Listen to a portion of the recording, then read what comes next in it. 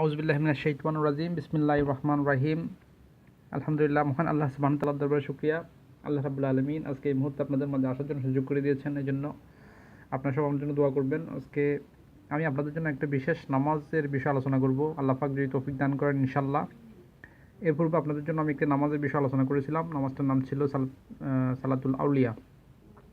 বিশেষ করে এটা ছিল ওলি আল্লাহদের নামাজ, যারা দিনদার মুত্তাকিন, বিশেষ করে আলেম উলামা, ওনারা এই নামাজগুলো পড়ে থাকেন। ওটা অত্যন্ত গুরুত্বপূর্ণ নামাজ ছিল সালাতুল আউলিয়াটা। এটা ইনশাল্লাহ আপনারা যারা সমস্যাগ্রস্ত, বিপদগ্রস্ত, আপনারা এই নামাজটি আদায় করবেন। আল্লাহ পাক অবশ্যই আপনাদের মুসিবতগুলো থেকে দূর করে দিবে। আল্লাহ রাব্বুল আলামিন অবশ্যই দয়াশীল। আমরা চাইতে জানি না বিদায় আল্লাহ রাব্বুল আলামিনের নিকট থেকে আমরা কোনো কিছু চাইলে হয়তো আমরা পাই না। এটা কারণ হচ্ছে আমাদের আমল আকীদা দুর্বল। আজকে আমরা মুসলমান বড় অসহায়, বড় সমস্যার মধ্যে রয়েছে। এটার কারণ হচ্ছে মানুষ নামাজ থেকে দূরে এসে গেছে, আল্লাহ রাব্বুল আলামিনকে ভুলে গেছে, আল্লাহ রাসূলকে ভুলে গেছে। মানুষ শিরকে লিপ্ত হয়ে গেছে, কুফরিতে লিপ্ত হয়ে গেছে। আজকে মানুষ মানুষকে ধোঁকা দিচ্ছে। কাফের মুশরিকরা আজকে মুসলমান ভাই ভাই পৃথক করে দিচ্ছে, ভাই ভাইয়ের মধ্যে ফাটল সৃষ্টি করে দিচ্ছে। তো এটা কারণ হচ্ছে আমাদের আমল আকীদা ঠিক নেই, এই কারণে আমরা এই সমস্যাগুলোর সম্মুখীন হই। আল্লাহর নিকট দোয়া করবেন, সবাই ৫ ওয়াক্ত নামাজ পড়বেন। আর আজকে যে নামাজটি বিষয় বলবো সেটার নাম হচ্ছে সালাতুত তাসবিহ নামাজ। এই নামাজটা আমাদের মুসলিমদের জন্য অত্যন্ত গুরুত্বপূর্ণ। যারা আলেম ওলামা এই নামাজটি অবশ্যই জানেন, ওনারা এই বিষয়ে অবগত আছেন, ওনাদের থেকে জেনে নেবেন যদি না বুঝেন। তবে আমি এর নিয়ম, পূর্ণ নিয়ম আপনাদেরকে শিক্ষা দিব। ইনশাল্লাহ আপনারা মনোযোগ সহকারে নামাজটির নিয়ম জেনে নেবেন এবং শুনবেন। এবং যারা এই নামাজটি জানে না তাদেরকে অবশ্যই এই নামাজটির বিষয়ে আপনারা শিক্ষা প্রদান করবেন, অবশ্যই বলবেন, জানিয়ে দিবেন। এই নামাজটি প্রত্যেকটা মুসলমান জীবনে অন্তত একবার হলেও পড়তে হয়। আর যদি আপনি এটা পারেন তাহলে সপ্তাহে দিনে প্রত্যেক দিন একবার পড়বেন। যদি না পারেন সেক্ষেত্রে আপনি 3 দিন বা 1 সপ্তাহে একবার পড়েন। তাও যদি না পারেন 15 দিনে একবার বা 1 মাসে একবার পড়েন। সেক্ষেত্রে যদি আপনাদের অপারগ হন, যদি পড়তে সময় না পান, সেক্ষেত্রে আপনারা প্রত্যেক বছরে একবার অবশ্যই পড়তে হবে। যদি না পারেন তার ক্ষেত্রে আপনারা সারা জীবন অন্তত একবার হলে পড়তে হবে। তারপরেও যদি আপনারা সারা জীবনে যদি নামাজটি একবার না পড়তে পারেন, সেক্ষেত্রে আপনারা এই নামাজটি যে ব্যক্তি পড়েছে, যে আলেম পড়েছে বা যে ব্যক্তি দিনদার ব্যক্তি নামাজটি পড়েছে, ওই ব্যক্তির সাথে একই প্লেটে খানা খাবেন, একই পাত্রে খানা খাবেন। ইনশাল্লাহ এর হক আল্লাহ রাব্বুল আলামিন আদায় করে দেবেন। এটা অত্যন্ত গুরুত্বপূর্ণ নামাজ আমাদের মুসলিমদের জন্য। এই নামাজটি যে ব্যক্তি আদায় করবে তার সামনের গুনাহ, পিছনের গুনাহ, জানা গুনাহ, অজানা গুনাহ, অন্ধকারের গুনাহ এবং দিনের গুনাহ আল্লাহ রাব্বুল আলামিন ইনশাল্লাহ মাফ করে দেবেন। তবে এর জন্য নিয়ত আপনাকে সহি থাকতে হবে। এই নামাজটির আমাদের নবী মুহাম্মদ রাসূলুল্লাহ সাল্লাল্লাহু আলাইহি সাল্লাম ওনার চাচা হযরত আব্বাস রাদিয়াল্লাহু আনহুকে শিক্ষা দিয়েছিলেন। উনি হযরত আব্বাস রাদিয়াল্লাহু আনহুকে জিজ্ঞেস করেছিলেন যে, হে আমার চাচা, আমি কি আপনাকে এমন একটি নামাজের বিষয় বলবো যেটি আপনার জন্য মঙ্গলজনক হবে এবং আল্লাহ রাব্বুল আলামিন যার কারণে আপনার সামনের গুনাহ, পিছনের গুনাহ মাফ করে দেবেন। তখন হযরত আব্বাস রাদিয়াল্লাহু আনহু এই নামাজটি ওনার থেকে শিখে নিয়েছিলেন এবং পরবর্তীতে এটির বয়ান করেছিলেন। যাই হোক, এই নামাজটির নিয়তটা আমি আপনাদেরকে বলে দিচ্ছি, মনোযোগ সহকারে শুনবেন। ইনশাআল্লাহ এটি বাংলা নিয়ত করতে হবে। তবে এই নামাজটি পড়ার কোনো নির্দিষ্ট সময় নেই। এটা শুধুমাত্র শরীয়তে যে সময় নামাজ পড়া জায়েজ নাই, ওই সময় আপনারা পড়তে পারবেন না। আর অন্য সব সময় নামাজটি আপনারা আদায় করতে পারবেন। তবে রাত্রে পড়া ভালো, গভীর রাত্রে এই নামাজটি আদায় করবেন। ইনশাল্লাহ আল্লাহর নিকট কান্নাকাটি করবেন। আল্লাহ রাব্বুল আলামিন অবশ্যই আপনার দিকে আপনার গুনাহগুলো মাফ করে দিবেন।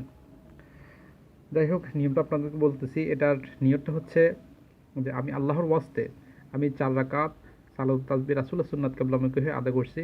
আমি নিয়মটা আপনাদেরকে আবারও বলে দিচ্ছি, মনোযোগ সহকারে শুনবেন। আল্লাহর ওয়াস্তে আমি 4 রাকাত সালাতুত তাসবিহ রাসূলের সুন্নাত কিবলামুখী হয়ে আদায় করছি। আল্লাহু আকবার বলে নাভির উপরে হাত বাঁধবেন এবং সুবহানাকা আউযুবিল্লাহ বিসমিল্লাহ পূর্ণভাবে পড়বেন। এরপরে আপনারা একটা দোয়া দেখতে পাচ্ছেন এখানে, এখানে একটা দোয়া আছে। দোয়াটা হচ্ছে সুবহানাল্লাহি ওয়ালহামদুলিল্লাহি ওয়ালা ইলাহা ইল্লাল্লাহু আল্লাহু আকবার। দোয়াটি আবার বলতেছি, বিসমিল্লাহির রহমানির রহিম। সুবহানাল্লাহি ওয়ালহামদুলিল্লাহি ওয়ালা ইলাহা ইল্লাল্লাহু আল্লাহু আকবার। এই দোয়াটি আপনারা নামাজটি পড়ার জন্য অবশ্যই মুখস্থ করে নিতে হবে। আপনারা যখন আল্লাহু আকবার বলে নাভির উপর হাত বাঁধবেন, তখন সুবহানাকা আউযুবিল্লাহ বিসমিল্লাহ সম্পূর্ণভাবে পড়ার পরে নিম্নোক্ত দোয়াটি আপনারা পূর্ণবার পড়বেন। সুবহানাল্লাহি ওয়ালহামদুলিল্লাহি ওয়ালা ইলাহা ইল্লাল্লাহু আল্লাহু আকবার। এটা 15 বার আপনারা পড়ার পরে 15 বার যখন এই দোয়াটি পড়বেন, এরপরে আপনারা সূরা ফাতিহা পড়বেন বিসমিল্লাহর সহিত।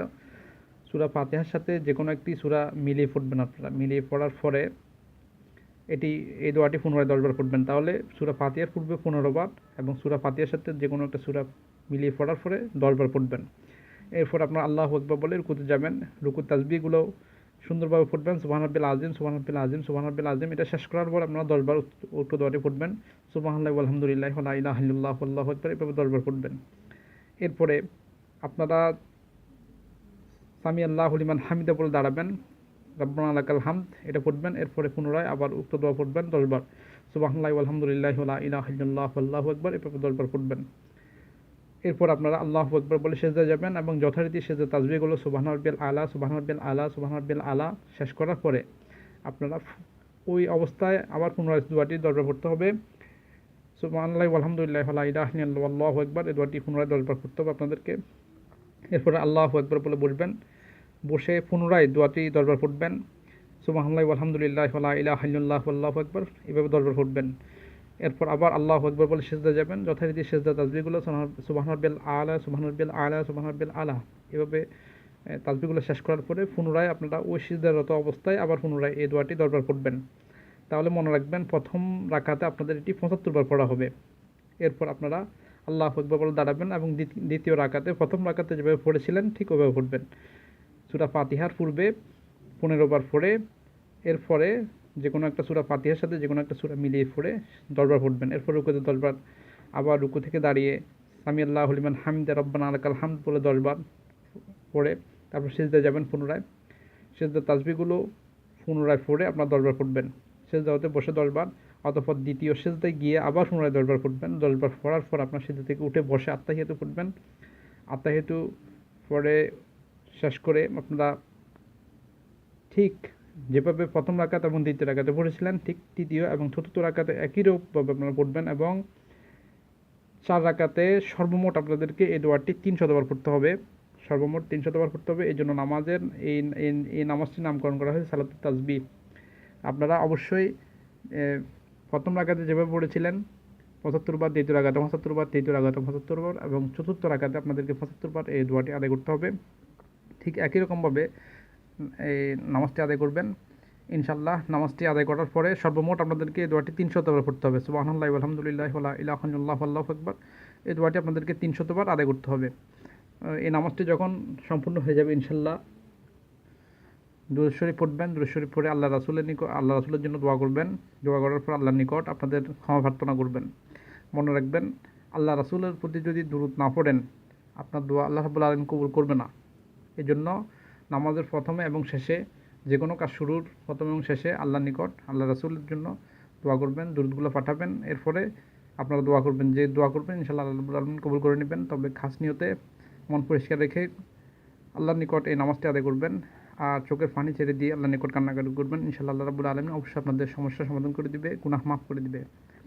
তবে আরেকটা বিষয় আপনাদেরকে বলা প্রয়োজন, যেটা হচ্ছে পিতামাতার অবাধ্য যারা পিতামাতাকে কষ্ট দিচ্ছে দুনিয়াতে রাখা অবস্থায়, পিতামাতার খবর নিচ্ছে না, স্ত্রী শাশুড়ির খবর নিচ্ছে, শাশুড়িকে টাকা দেয়, আপনার স্ত্রীকে টাকা দেয় কিন্তু মা বাবাকে এক কেজি ফল কেনার জন্য ফল কিনে খাওয়ায় না, বৃদ্ধাশ্রমে রেখে আসে। ওই সমস্ত ব্যক্তি এই নামাজটি পড়ে কোনো লাভ হবে না যতক্ষণ পর্যন্ত আল্লাহ রাব্বুল আলামিন ওই ব্যক্তি যতক্ষণ পর্যন্ত তার পিতামাতার নিকট ক্ষমা প্রার্থনা করবে না, ক্ষমা করবে না তার পিতামাতা, ততক্ষণ পর্যন্ত তার কোনো নামাজ, রোজা, দোয়া, হজ কোনো কিছুই কবুল হবে না আল্লাহর নিকট। তো আপনারা অবশ্যই পিতামাতার নিকট থেকে ক্ষমা নিয়ে যারা অন্যায় করেছেন বা পিতামাতার কষ্ট দিচ্ছেন তাদের থেকে মাপ নিয়ে তারপর আপনারা এই নামাজগুলো আদায় করবেন। অবশ্যই আল্লাহ রাব্বুল আলামিন আপনাদের সমস্যার সমাধান করে দিবে ইনশাল্লাহ। আজকে পর্যন্ত সবাই আমার জন্য দোয়া করবেন যাতে পরবর্তীতে আপনাদের জন্য আরও নতুন নতুন তদবির, নতুন নতুন নামাজ আমি আপনাদের জন্য আনতে পারি। আরও অনেক রকমের নামাজ রয়েছে যেগুলোর ব্যাপারে পরবর্তীতে আমি ইনশাল্লাহ আপনাদের জন্য নিয়ে আসবো। সবাই আমার জন্য দোয়া করবেন। আজকে পর্যন্ত আসসালামু আলাইকুম ওয়া রাহমাতুল্লাহি ওয়া বারাকাতুহু।